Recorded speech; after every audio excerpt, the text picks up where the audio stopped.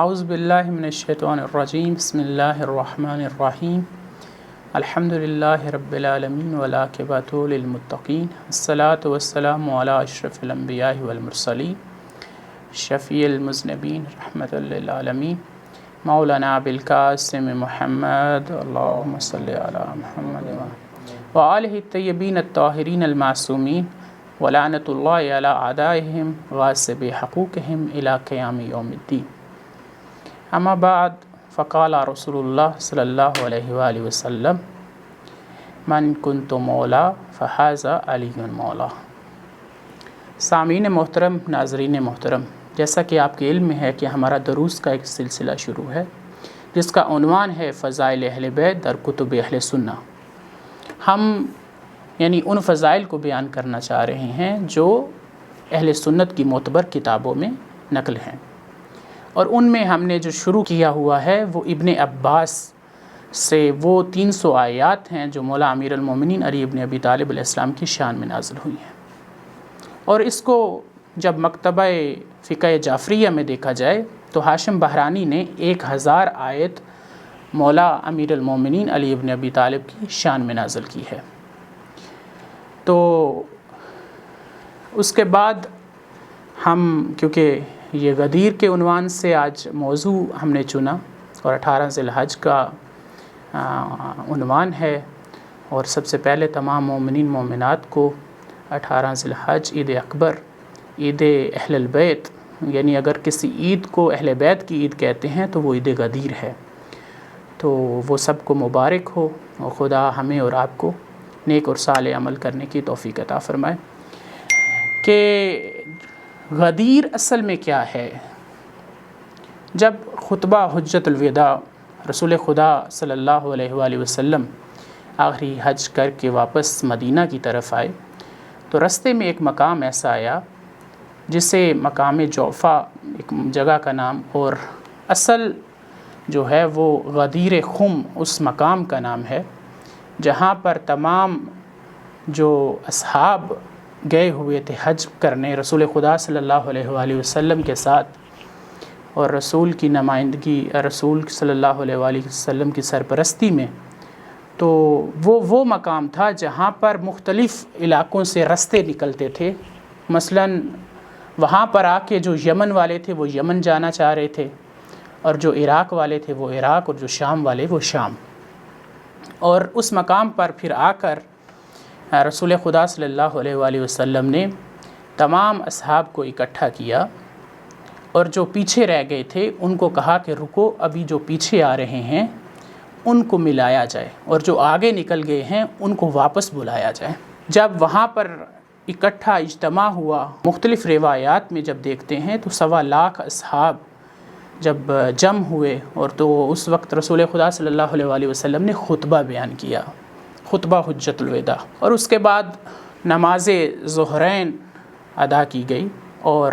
اسی وقت جبرائیل وحی لے کر آئے اور آ کے کہا کہ اے رسول، اللہ کہہ رہا ہے کہ یا ایھا الرسول بلغ، اے رسول کہ آج آپ کو ایک ایسا کام کرنا ہے کہ جو اگر آپ نے نہ کیا تو آپ نے کار رسالت کا کچھ نہ کیا. اور وہ کام کوئی اور نہیں بلکہ مولا علی ابن ابی طالب علیہ السلام کی ولایت تھی. جیسے ہی یہ وحی آئی تو اس وقت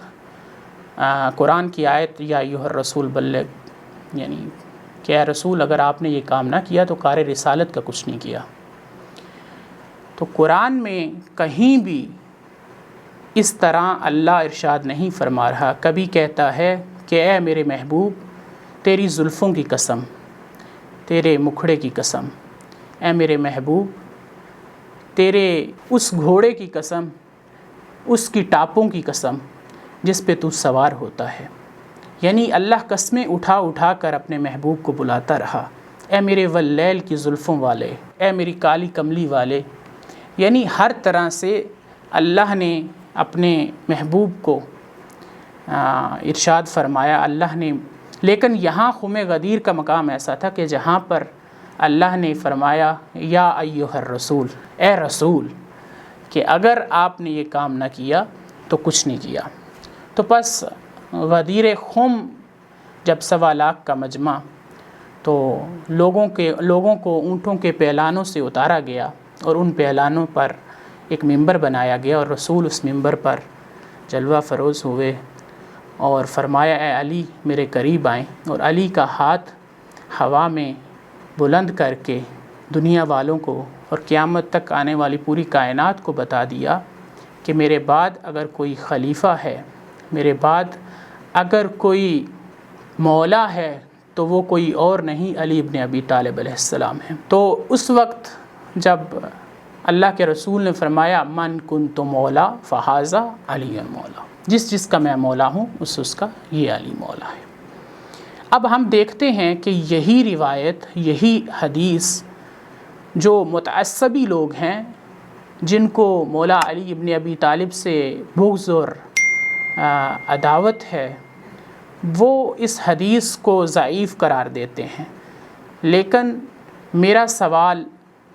बरादरान अहले सुन्नत से है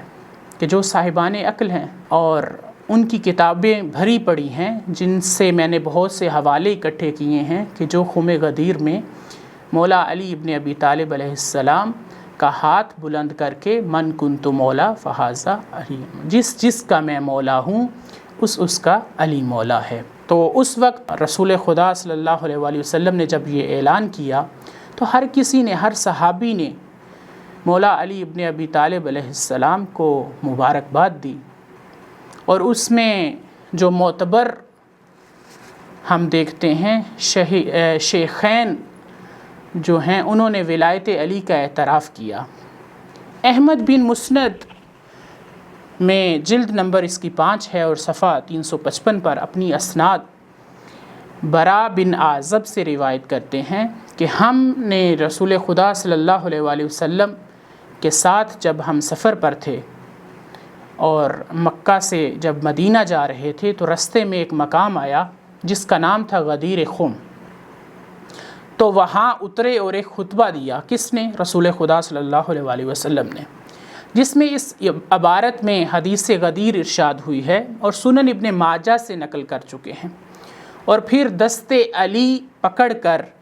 फरमाया मन कुन्तु मौला हो फ़हाज़ा अली मौला,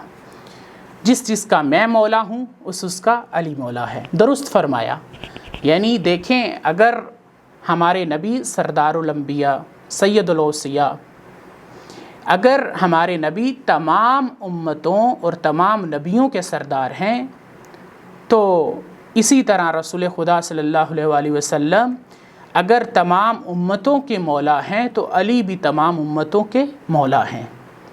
अगर रसूल जनाब आदम के मौला तो अली भी आदम के मौला, अगर रसूल नूह के मौला तो अली भी नूह के मौला, अगर रसूल याकूब व ईसा व मूसा के मौला तो अली भी ईसा व मूसा के मौला, अगर रसूल खुदा आदम से लेके ईसा तक तमाम अम्बिया के मौला हैं तो अली भी तमाम अम्बिया के, अगर रसूल खुदा पूरी कायनात के मौला हैं तो अली इब्न अबी तालिब अलैहिस्सलाम भी पूरी कायनात के मौला हैं। उसके बाद इमाम राज़ी ने तफसीर कबीर में सूरह माइदा की इस आयत या अय्युहर रसूल बल्लिग मा अंज़ला इलैका मिन रब्बिक के बारे में मुख्तलिफ़ अक़वाल नकल किए हैं। ये कहते हैं कि आयत अली इब्न अबी तालिब अलैहिस्सलाम की फ़जीलत में नाज़िल हुई और इसको इब्न अब्बास ने भी नकल किया। जब ये आयत नाज़िल हुई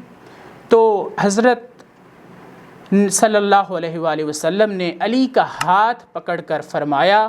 मन कुन्तु मौला फ़हाज़ा अली मौला, जिसका मैं मौला हूँ उसका अली मौला है। अल्लाहुम्मा व अली मन व अला व आदि मन आदा, जिसका मैं रसूल मौला उसका अली मौला, और जो इसको दोस्त रखेगा वो मुझे दोस्त रखेगा, और जो इसका दुश्मन है वो मेरा भी दुश्मन है। और इसको तारीख़ बगदाद ख़तीब बगदादी ने जिल्द नंबर 8 और सफ़ा 290 पर अपनी इसनाद से अबू हुरैरा से रिवायत करते हैं कि जिसने 18 ज़िलहज का रोज़ा रखा और इसको 60 महीने का सवाब अल्लाह अता करेगा। اور یہ یوم غدیر ہے جس دن رسول خدا صلی اللہ علیہ وآلہ وسلم نے دست علی پکڑ کر فرمایا کہ کیا میں تم سب کا مولا نہیں ہوں؟ تو سب نے جواب دیا بالکل آپ ہمارے مولا ہیں۔ تو اے خدا کے رسول صلی اللہ علیہ وآلہ وسلم نے جب یہ سنا تو رسول فرماتے ہیں من کنت مولا ہو فہذا علی مولا، سن لو اگر میں تمہارا مولا ہوں، جس کا میں مولا اس کا یہ علی مولا۔ اور پھر اسی وقت تاریخ بغدادی خطیب بغدادی کہتے ہیں اسی وقت جو ہے قرآن کی آیت نازل ہوئی، سورہ مائدہ کی آیت نمبر 3، الیوم اکملت لکم دینکم، اے میرے حبیب آج تیرے دین کو مکمل کر دیا۔ اور اس کو مناوی فیض القدیر جلد نمبر 6 اور صفحہ 272 پر حدیث غدیر کی شرح میں لکھتے ہیں کہ جب حضرت ابو بکر و عمر نے نبی کی حدیث سنی جس کا میں مولا اس کا علی مولا، تو سعد ابن ابی وقاص سے مروی ہے ان دونوں نے کہا اے فرزند ابو طالب آپ تو ہر مومن اور مومنہ کے مولا ہو گئے۔ اور اس کو سیوطی نے در منصور میں آیت الیوم اکملت لکم دینکم کی تفسیر میں لکھتے ہیں، ابن عساکر نے ابو ہریرہ سے روایت کی ہے کہ 18 ذی الحج کو جب یہ قافلہ پہنچا رسول خدا صلی اللہ علیہ وآلہ وسلم کی سرپرستی میں خم غدیر کے مقام پر، تو وہاں پر رسول صلی اللہ علیہ وآلہ وسلم نے علی کا ہاتھ پکڑ کر ہوا میں بلند کیا اور فرمایا من کنت مولا فہذا علی مولا۔ اس کے بعد جب حوالے ہم دیکھتے ہیں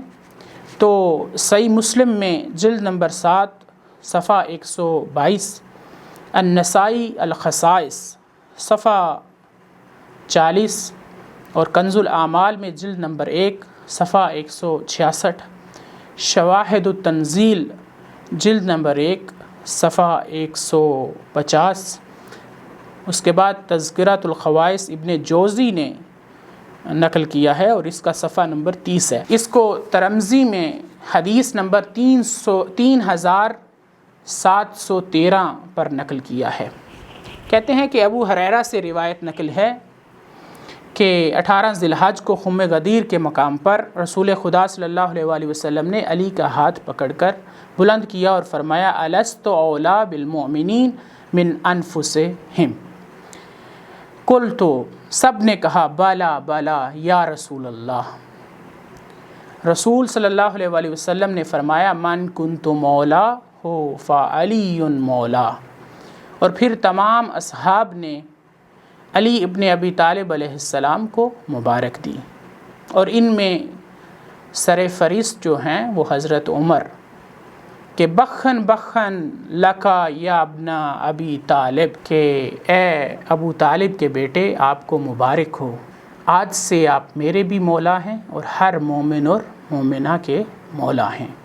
اور پھر قرآن کی آیت نازل ہوئی